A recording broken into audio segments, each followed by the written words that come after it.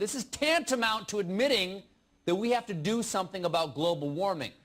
You don't believe global warming is real. No. You don't believe global warming is real. You've said so. It's just sunspot activity. In the opinion of about 32,000 of the world's leading scientists, yes. 32,000 of the world's leading scientists? Is that really true? Well, no.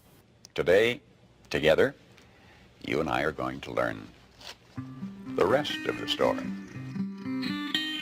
To get to the bottom of this crock, we'll have to go back in history and meet someone who really was, at one time, a leading scientist. Dr. Frederick Seitz, a distinguished physicist, was president of the National Academy of Science from 1962 to 69. In the 1970s, Dr. Seitz was president of Rockefeller University. At some point, when he moved out of the lab and into the world of big-time fundraising, a change occurred. I'm a fool for a cigarette.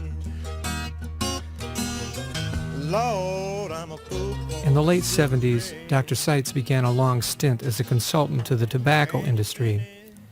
In this capacity, Dr. Seitz directed as much as $45 million of tobacco-funded research. Interestingly, not one study directed by Dr. Seitz came up with any hint that cigarettes were harmful to health. When asked about the moral implications of taking money and shilling for big tobacco, Seitz stated, "Any money was good as long as it's green. I'm not quite clear about this moralistic issue." But towards the end of the 80s, big tobacco and Dr. Seitz had a falling out.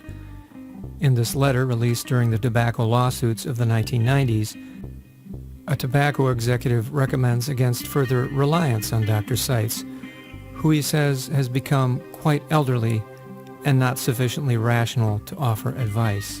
Dr. Seitz, however, did not see things that way. Over the years he had been working to prove the safety of cigarettes. He had become politically active in right-wing causes and served on several fossil fuel-funded think tanks, including the George Marshall Institute.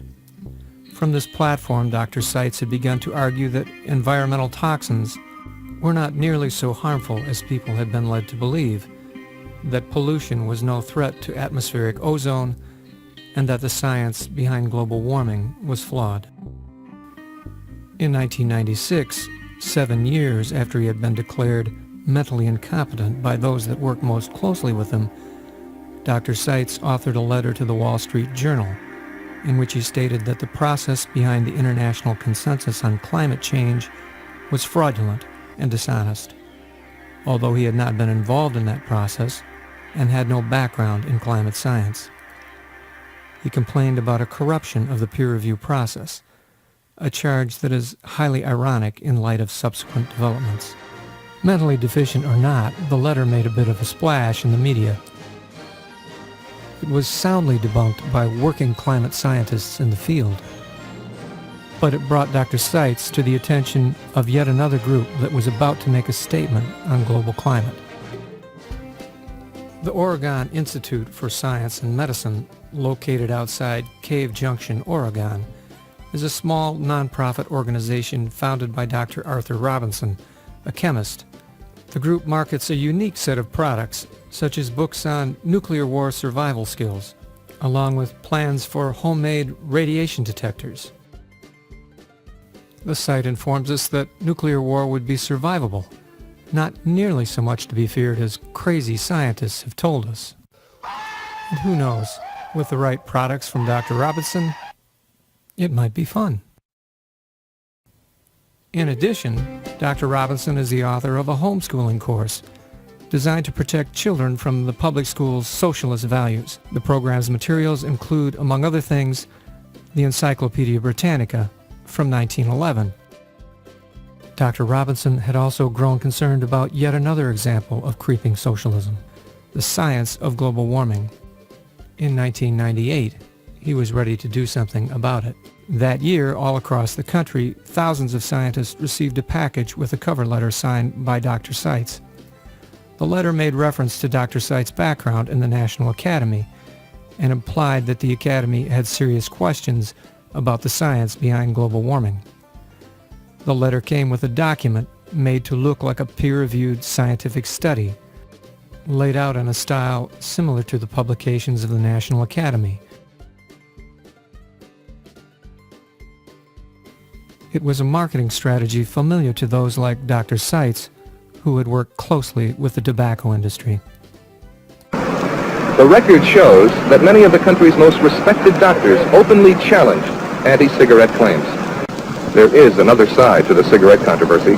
It's all here in this white paper. Send for it. Groups like the American Association for the Advancement of Science and the National Academy itself were besieged by calls from hundreds of scientists concerned that a fraud was being perpetrated. The venerable journal Science covered the controversy and asked Dr. Robinson about the curious design of the mailer.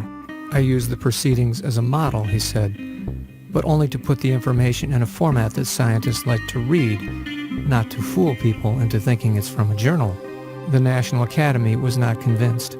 In an unprecedented rebuke to a former president, the Academy released a statement on the affair. The National Academy is concerned about confusion caused by a petition and a manuscript in a format that is nearly identical to that of scientific articles published in the Proceedings of the National Academy of Sciences. The manuscript was not published in the Proceedings of the National Academy or in any other peer-reviewed journal. The petition does not reflect the conclusions of expert reports of the Academy. It's unknown how many scientists believed the scam was a legitimate survey, but by 2000 the project had collected 17,000 signatures. The internet being what it is, however, pranksters had already begun to out-fraud Dr. Robinson's fraud. A number of names appearing on the petition seemed to lack scientific credentials. Names such as Hawkeye Pierce, Ginger Spice, and Michael J. Fox. Dr. Robinson acknowledged to the Seattle Times that little attempt was made to verify credentials of those who responded. "When we're getting thousands of signatures," he said, "there's no way of filtering out a fake." After another bogus petition was mailed out in 2007, the signature count is now up to 32,000. Of the signatories, little is known. According to the website, only 39, about 1/10%, claim to be climatologists. A large number claim to be veterinarians, dentists, or MDs. The biggest single category are those with a Bachelor of Science or equivalent. If you believe that a Bachelor of Science or equivalent is an expert in any field, try calling one next time you come down with, say, lung cancer. Meanwhile, the good news is anyone who can sign a petition can now be a leading scientist. These could be leading scientists.